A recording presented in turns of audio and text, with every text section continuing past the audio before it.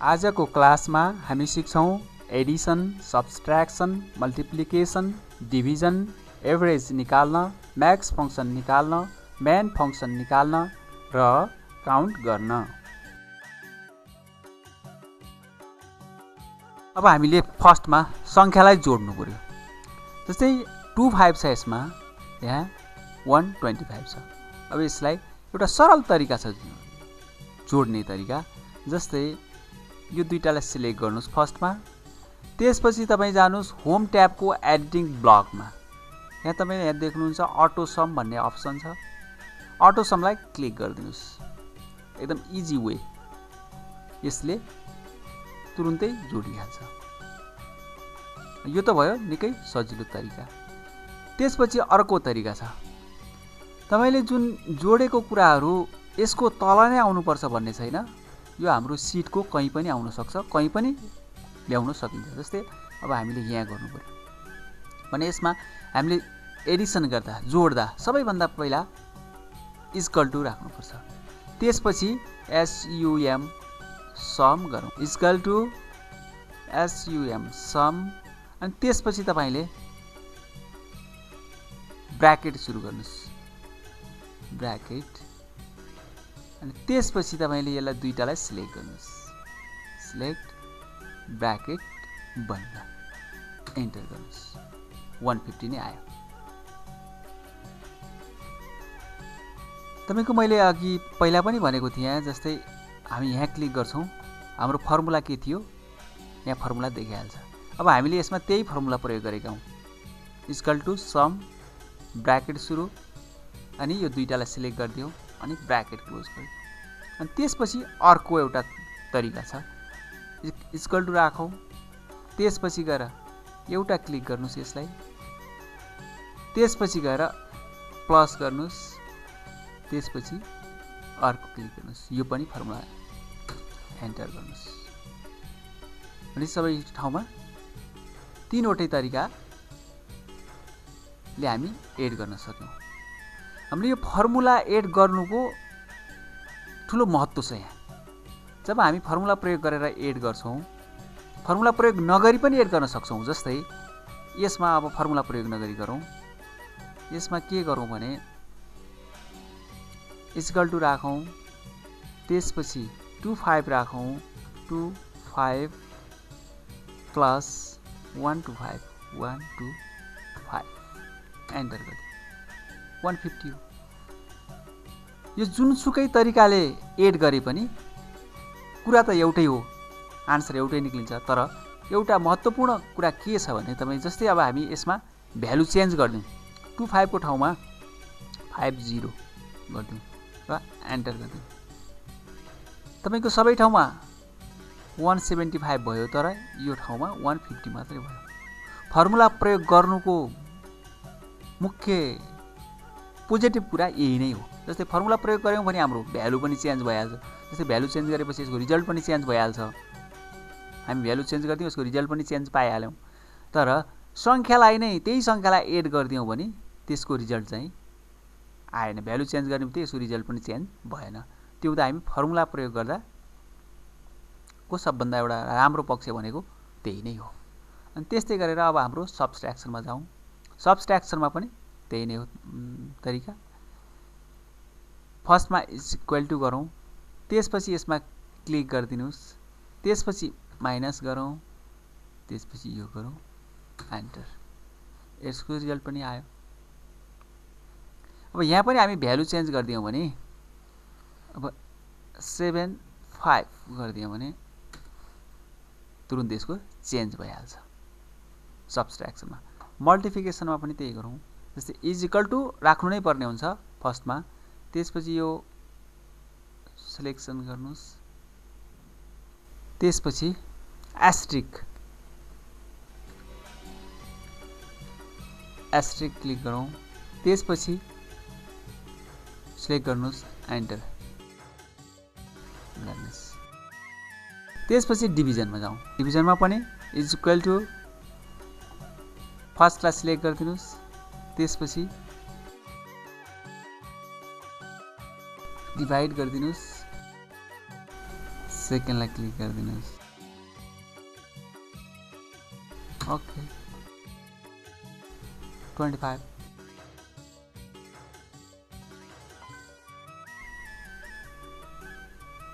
त्यस्तै गरेर अब हाम्रो आउँछ एभरेज निकाल्ने। एभरेज निकाल्नको लागि फर्स्टमा हामी यसलाई सिलेक्ट गरिदिउँ, सबै टोटल सिलेक्ट गरिदिउँ। त्यसपछि जाउँ हामी एडिटिङ ब्लकको अटो सममै जाउँ। अटो समको जुन ड्रप डाउन एरो छ यसमा क्लिक गरौँ। यसमा गएर एभरेज देख्नुहुन्छ तपाईँ, एभरेज क्लिक गर्नुहोस्। एभरेज आयो, एभरेज निकाल्न सक्यौँ। अनि त्यसपछि आएर म्याक्स फङ्सन कसरी गर्ने सिलेक्ट गरौँ। त्यसपछि अटो सम अप्सनको ड्रप डाउन एरोमा क्लिक गरेर म्याक्समा क्लिक गरौँ। म्याक्स फङ्सन आयो। मिन फङ्सन सानो सङ्ख्या, त्यहीँ जाउँ मेनमा क्लिक गरिदिउँ। सानो सङ्ख्या पनि आयो, म्याक्स पनि आयो, मेन पनि आयो। अब काउन्ट हाम्रो कति वर्ड छ काउन्ट गर्नु पऱ्यो। यसको लागि पनि हामी अटो सममै जाउँ। काउन्ट नम्बर्स काउन्ट गर्यो, 9वटा नम्बर छ। जस्तै एडिसन जोड्न, सब्सट्र्याक्सन घटाउन, मल्टिप्लिकेसन गुणन गर्न, डिभिजन भाग गर्न, एभरेज निकाल्नु, म्याक्स फङ्सन ठुलो सङ्ख्या पत्ता लगाउन, मेन फङ्सन सानो सङ्ख्या पत्ता लगाउन र काउन्ट गर्न सक्छौँ। होम ट्याबको एडिटिङ ब्लकमा हामी सिक्छौँ डेटा सर्ट गर्न र फिटर फङ्सनको उपयोग गर्न। जस्तै हामीसँग एउटा डेटा छ। यो डेटामा कुन पर्सन कुन डिपार्टमा काम गर्छ र उसले कति सेल गर्छ भन्ने कुराको यस डेटाबाट हामीलाई जानकारी हुन्छ। अब यो डेटाहरूलाई कसरी सर्ट गर्ने, जस्तै नामको आधारमा एसेन्डिङ अर्डरमा डिसेन्डिङ अर्डरमा राख्ने कि डिपार्टमेन्टको आधारमा राख्ने कि सेल्सको आधारमा डेटा सर्ट गर्ने। जस्तै हामीलाई नाम अनुसार डेटा सर्ट गर्नु पर्यो भने नेम अफ द पर्सनमा क्लिक गरौँ। त्यसपछि होम ट्याबको एडिटिङ ब्लकमा जाउँ। यहाँ हामी पाउँछौँ सर्ट एन्ड फिल्टर, यसमा क्लिक गरौँ र हामीसँग यहाँ 2-3वटा अप्सन छ। जस्तै sort A to Z, sort Z to A. यदि हामी सर्ट ए टु जेड गऱ्यौँ भने एसेन्डिङ अर्डरमा सर्ट हुन्छ। सर्ट जेड टु ए गऱ्यौँ भने डिसेन्डिङ अर्डरमा सर्ट हुन्छ। हामी एउटा चुज गरौँ। जस्तै ए टु जेड, फर्स्टमा एबाट नाम आउने, त्यसपछि बीबाट नाम आउने, त्यसरी सर्ट गरौँ। ओके। जस्तै हामीले नेम अफ द पर्सन बाट हामीले सर्ट गऱ्यौँ भने यहाँ के भयो, एसेन्डिङ अर्डरमा भयो। ए पछि डी, डी पछि के पछि एम, एम पछि एन, त्यसरी एसेन्डिङ अर्डरमा डेटा सर्ट भयो। यहाँ डेटा सर्ट हुने बित्तिकै यतापट्टिको जुन इन्फर्मेसन छ यो स्वतः चेन्ज हुँदै जान्छ।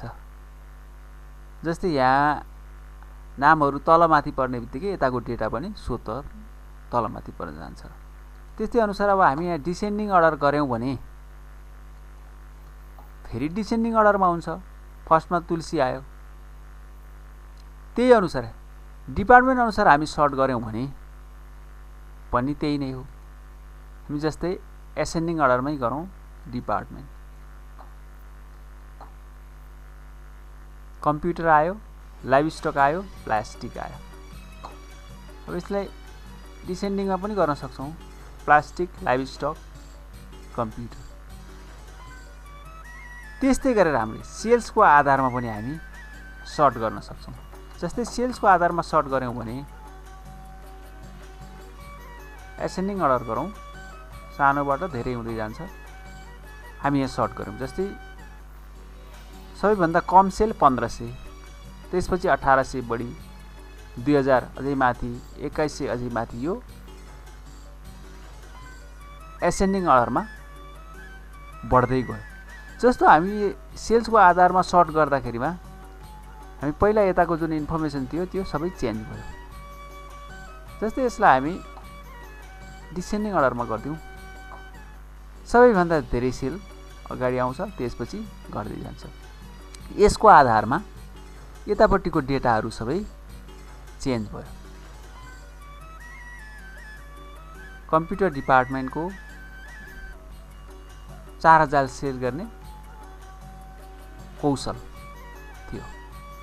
यसरी हामीले चेन्ज गर्न सक्छौँ। जस्तै डिपार्टमेन्टको आधारमा हामी गऱ्यौँ भने डिपार्टमेन्टको आधारमा गयो। यति भएपछि सायद डेटा सर्ट गर्न तपाईले पनि सक्नुहुन्छ। जस्तै अब अर्को एउटा अप्सनमा जाउँ हामी। डेटा सर्ट पछाडि फिल्टर फङ्सनको कार्य, फिल्टर फङ्सनले कसरी काम गर्न सकिन्छ। जस्तै अब हामीसँग यहाँ सयौं डेटाहरू छ। कुनै एउटा व्यक्तिको इन्फर्मेसन चाहियो अथवा कुनै एउटा डिपार्टको मात्रै इन्फर्मेसन चाहियो, सबै यो हेर्न त हामीलाई गाह्रो हुन्छ। त्यो भएर पर्टिकुलर कुनै एउटा व्यक्तिको हेर्नु पर्यो भने तपाईको यहाँ खोज्दै जानु 2-3 मा खोज्दै जान निकै गाह्रो हुन्छ। त्यो भएर त्यस्तो अवस्थामा फिल्टर फङ्सनको उपयोग गर्न सकिन्छ। जस्तै अब हामी यहाँ क्लिक गरौँ फिल्टर फङ्सनमा जानको लागि। त्यसपछि इन्सर्ट ट्याबमा जाउँ। फिल्टर फङ्सनमा जानको लागि जस्तै हामी यहाँ क्लिक गरौँ।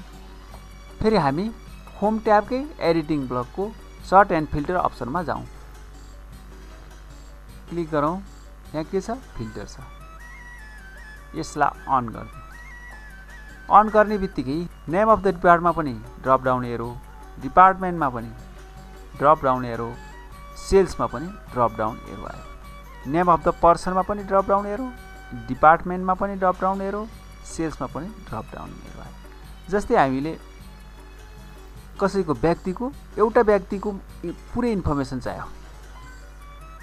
एउटा व्यक्ति जस्तै कौशलको इन्फर्मेसन चाहियो, माधवको चाहियो, कुनै एउटा व्यक्तिको इन्फर्मेसन चाहियो भने नेम अफ द पर्सनमा यहाँ क्लिक गरौँ। यो सबैलाई अफ गरिदिउँ। अब हामीले एउटा व्यक्तिलाई मात्र यहाँबाट सिलेक्ट गर्छौँ। जस्तै रोशनको इन्फर्मेसन चाहियो, रोशनलाई क्लिक गरिदिउँ। ओके, रोशन आयो।